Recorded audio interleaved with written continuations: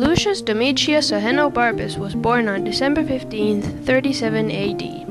At the time, the Roman Empire stretched from the western coasts of Spain to the Black Sea, and from France to parts of North Africa. Rome was rapidly growing to become the largest city in the world, with a population of nearly 1 million. Lucius had an unhappy childhood. His mother, Agrippina, had a powerful influence over him. She did everything to get her son on the throne. The emperor at the time was Tiberius Claudius Nero Caesar Drusus, and he already had 3 wives, 2 of which already had a child, and 1 who was still capable of producing offspring. She was, however, executed in 48, accused of conspiring against her husband. Agrippina then decided to marry Claudius. The marriage lasted 5 years. Claudius decided to adopt Lucius and renamed him Nero Claudius Caesar Drusus. Nero, being the oldest of Claudius's children, automatically became heir to the throne. Claudius honored his adopted son in many ways. Nero was declared an adult at the age of only 14. He was appointed a proconsul, he was politically very active, and he was even printed on a coin. Claudius died on October 13, 54. Nero was soon crowned emperor. He was 17 at the time, the youngest emperor yet.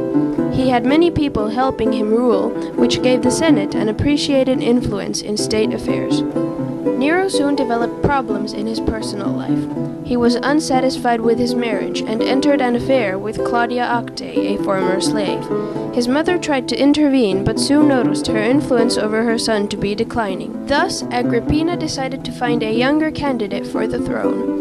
Britannicus, Nero's adopted father's biological son, was only 15, but a suitable heir.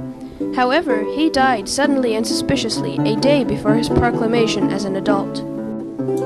Now, at this stage, Nero grew angry with his mother and started plotting her death. He justified his tactics by claiming that she was conspiring against him, when in fact it was obviously the other way round.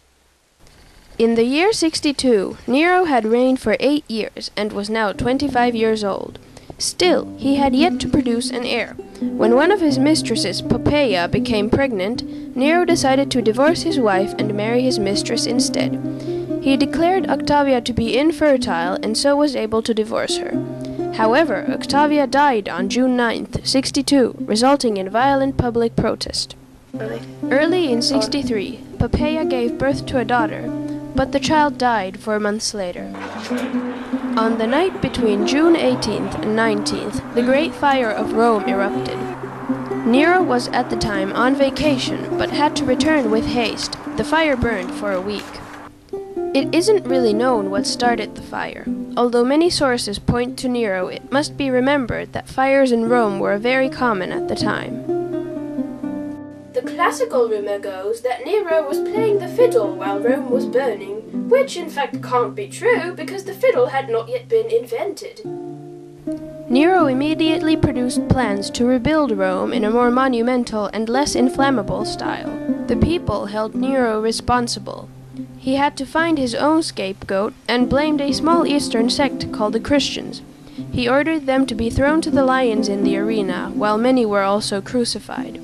As he aged, Nero got more and more paranoid. He had many of his old friends forced into suicide, which was the punishment at the time for conspirators, simply because he thought they were plotting against him. In 66, Poppaea died and Nero left to Greece. When he returned, the people had all turned against him, and many were plotting for his removal from the throne. Nero committed suicide on June 9, 68. It is said that his last words were, "What an artist the world is losing in me!"